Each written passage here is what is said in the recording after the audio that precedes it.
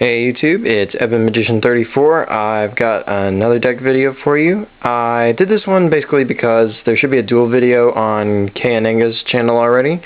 Another shout out to my bud. With me playing a friend of mine, my friend was playing Hopeless Dragon, and I was playing Macrocosmos.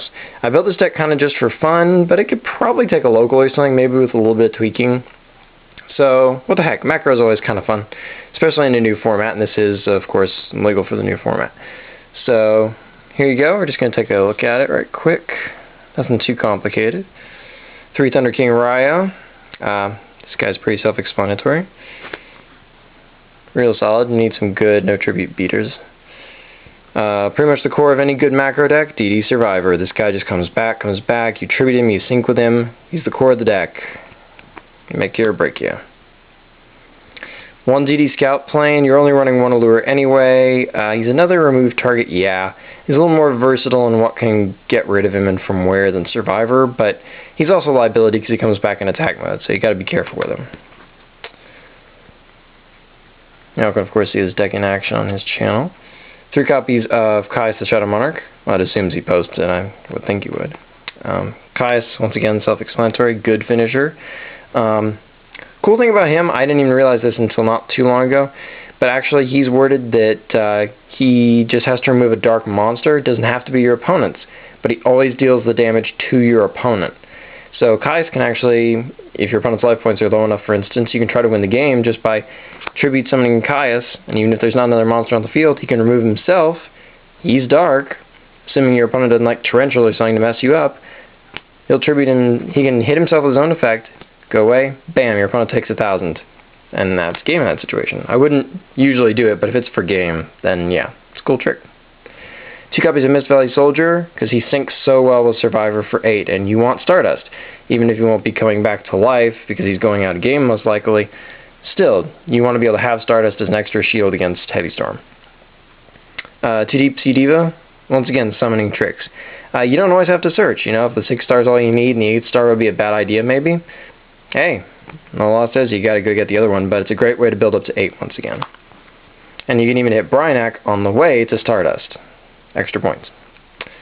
Gale, yet another cool thing. You can even go for Black Rose in a pinch, but you can also make Armor Master, and this deck likes Armor Master. Because you sometimes do a lot of waiting in macro. Marsh, more waiting. Because you always want more turns. Reaper, because generally speaking, if the game goes long, macro will eventually win. And last monster is Morphing Jar, for in case your early hand plays out or you get stormed successfully by your opponent. Or Judge, which probably won't happen quite as much. And there are some other answers to Judge. A good refill, Morphing Jar. Because once again, your opponent only has X number of answers for you. Storm, MST, True Nade to an extent. They're going to run out of answers before you... Well, let's just put it this way. You can create more problems for them than they have answers for those problems. So there you go. Besides, Judge probably isn't going to be an issue because they shouldn't get all their Lightsworns into the grave to pump him anyway. There's only 1 charge left. So you should be able to get Macro or Fissure out. Brain Control, because you got 5 tuners. Mind Control, same rule. And Brain, of course, works for Caius too. MST, you're not running Storm in this deck because you just have so many back rows, it's just really impractical. You can. If you can play it right, it's acceptable. But MST is quite good. Can make you break through at the right times, and you can also pop back rows, which may keep you from pressing for game, things like that. The 1 Allure, plenty of Dark Monsters. Rhoda, there's only really 1 warrior in this deck, and that's DD Survivor, but he's so integral to the deck that you really do want another way to search him. So this is like running 4 Survivors, essentially, because it gives you another card that equals a Survivor when you draw it. Alright, then you got 3 copies of Book. Very good for this deck too. 1 more way to buy time, of course. And the last 3 spells are, of course, Dimensional Fissure. Yes, you're running 3. The ability to play this on your first turn, have it active, or just if you need to top deck it with a Survivor that's already in your hand or whatever. Very, very good. And monsters are the main thing you want to remove anyway. Start with your traps. 3 copies of Macro. Just going to go ahead and put the Fissures and Macros together. Macro trap speed, you can hold it, and sometimes you can surprise your opponent and cause them to lose a card. You can flip it at the beginning of the turn assess your opponent, determine what's going to happen when and how. It can be a difficult read, but done correctly, you can essentially cheat a card out of your opponent. Solemn, no-brainer.